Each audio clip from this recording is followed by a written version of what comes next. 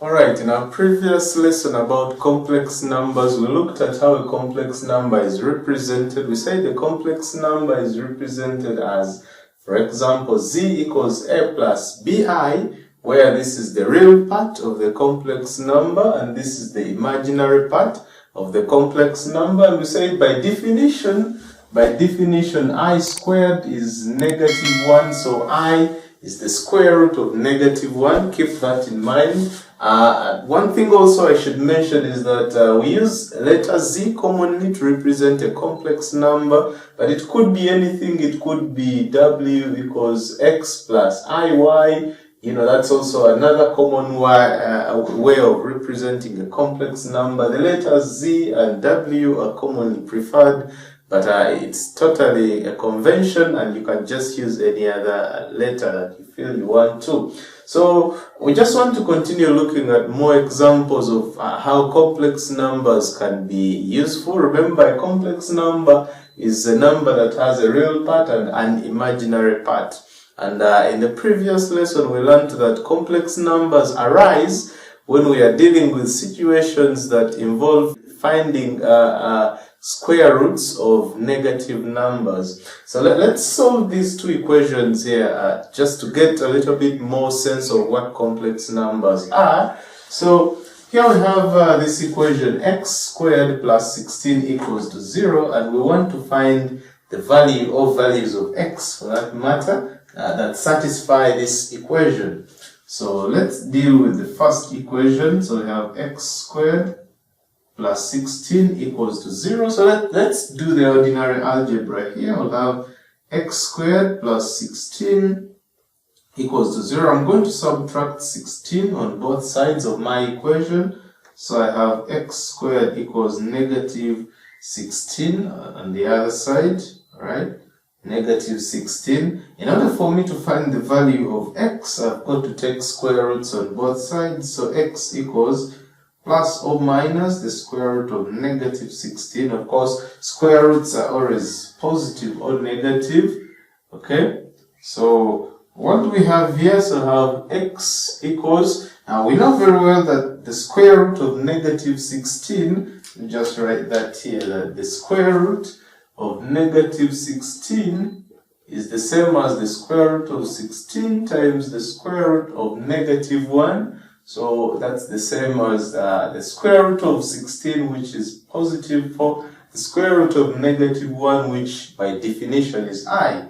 Okay, so here we have x equals plus or minus the square root of -16, and just say x equals plus or minus 4i. And so these are the two solutions, plus 4i and minus 4i, the solutions to this quadratic equation here. Okay, so you can see how useful complex numbers are. Otherwise, this solution here we would not be able to state the solution. Okay, now keep in mind the solution to this equation is completely not real, because it's just only the imaginary part. It does not have a real part on it.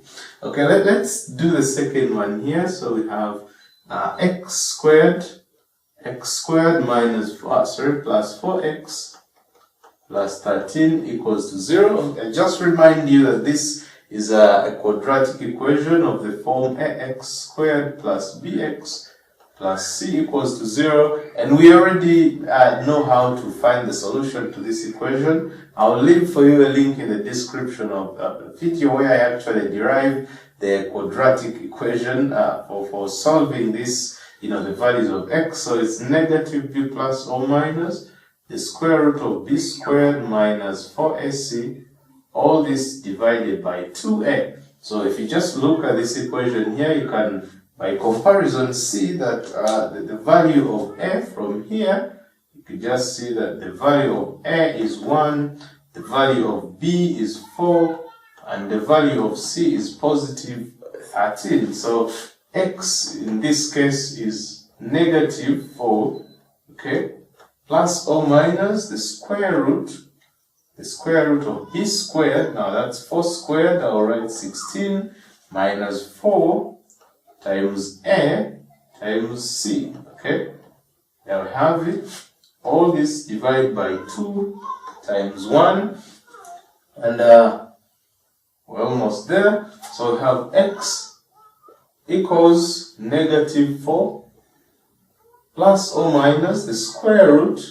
Okay, let's see what that is. 4 times 1 times 30, that's 52. Okay, 16 minus 52, that's negative 36. All this divide by 2. And then we have negative 4. Again, here comes the complex number part of it. Here, negative 36, the square root of that is 6i. All that divide by 2. So we have x as negative 4 divided by 2 is negative 2, plus or minus 6i divided by 2, that's 3i. So here we have the solutions to this equation. X is either negative 2 plus 3i, or x is negative 2 minus 3i. Those are the two solutions to these quadratic equations. As you can see, the roots of these quadratic equations are all complex. Okay, they are all complex. Each of them has a real part and an imaginary part. And by the way, the difference between the two solutions is this is positive, this is negative. We call them complex conjugate. I'm going to talk about that a little bit in the next lesson. Okay, thanks for watching. If you find this helpful, please share this. Also subscribe, give me a thumbs up, and I'll see you in my next lesson. Thanks for watching.